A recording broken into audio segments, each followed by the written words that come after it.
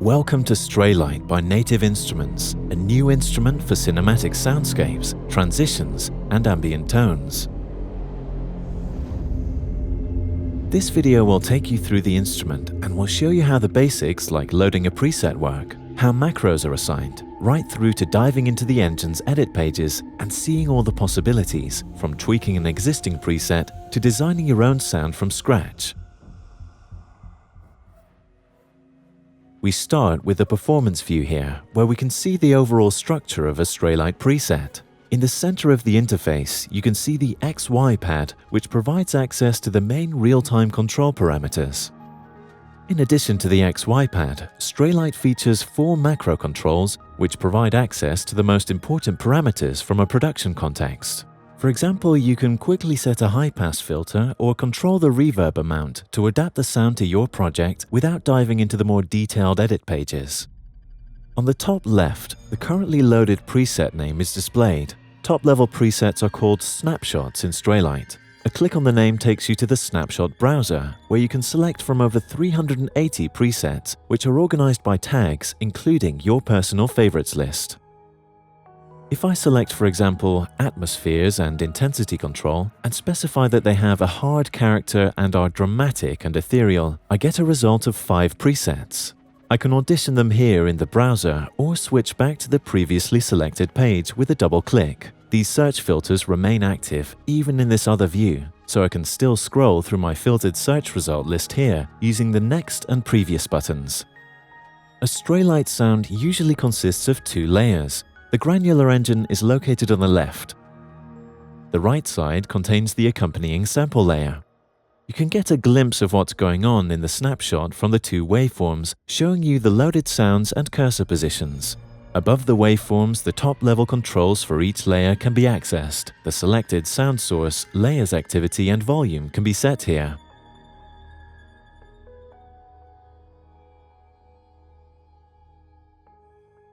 The settings for the granular layer can obviously be found in the Grain tab in the main navigation bar, where the orange section houses the granular engine parameters. The range within which the grain cursors can move is displayed right over the waveform, and you can observe the position for each voice by following the corresponding cursor line.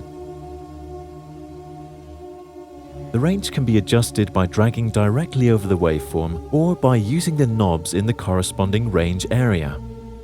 Note that the right boundary edge location can either be independent or bound to the left side depending on the link button. Other interesting parameters here are the grain interval and size, as well as the cursor position within the boundaries.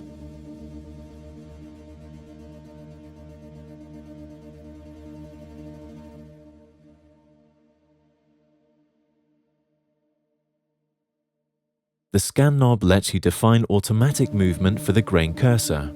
You can also define if the cursor should bounce back from the range edges.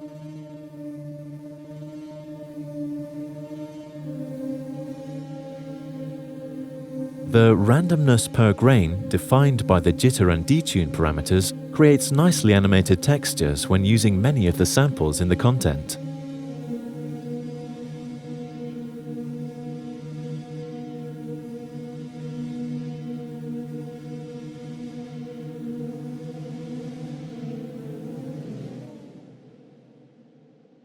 Straylight can also synchronize the movement of the grain cursor to the host's clock, which ensures that transitions and effect sounds perfectly match your project tempo, even if samples are transposed or cursor parameters are modulated. When the scan knob is in sync mode, additional elements appear on the waveform, indicating how long the grain cursor takes to cross a certain distance in the sample until the sync anchor point is reached. You can drag the anchor point to the position you want the cursor to be at when it reaches the endpoint of the set scan duration. In this example, the cursor stays in time and reaches the sync point right at the spot, even if the start point is modulated.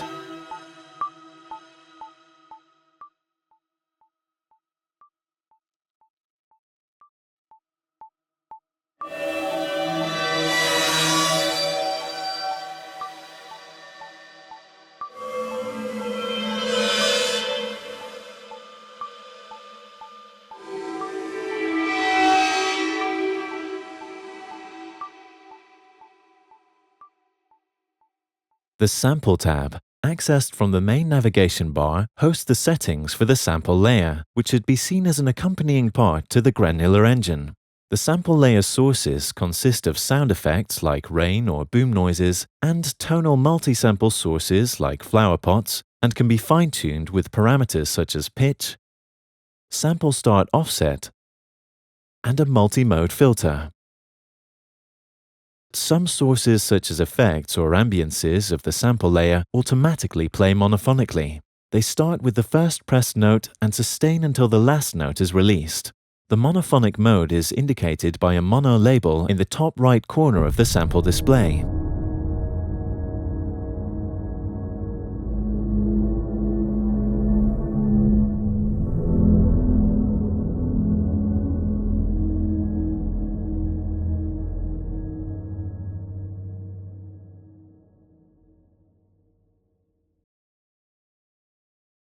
The modulation system is located in the bottom area here.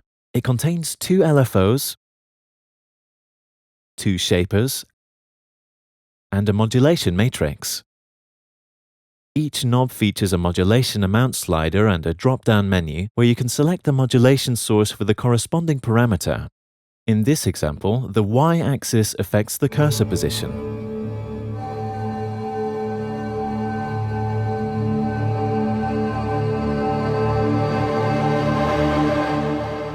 Let's exchange the modulation source with LFO1.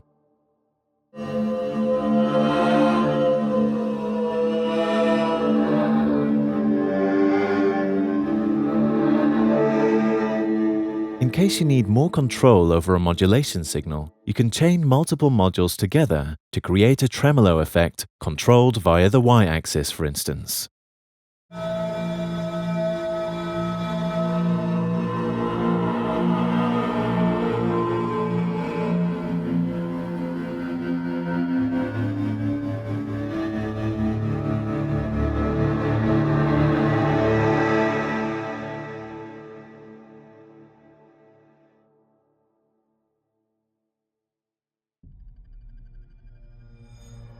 Each layer has an independent chain of insert effects which can be adjusted on the Effects tab.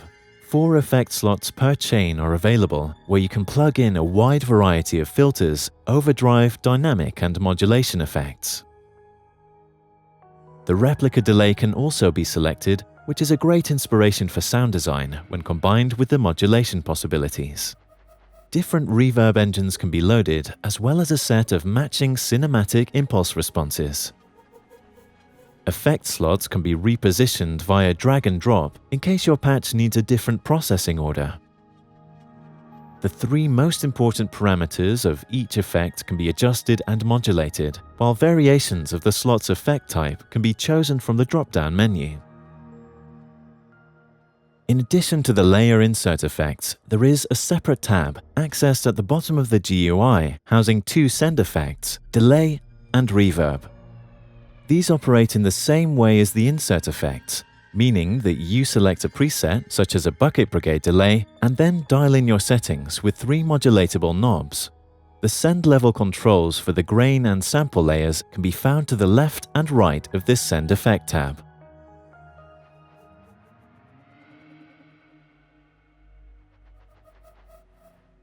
Last but not least, there is the master page, where you can assign MIDI controllers to the XY pad by simply clicking on the respective Learn button and moving your controller. On the right hand resides the final effect chain, letting you process the mix of both layers with another 4 effect slots to add finishing touches to your unique creations. I hope you enjoyed this walkthrough, where we could barely scratch the surface on Straylight and its possibilities.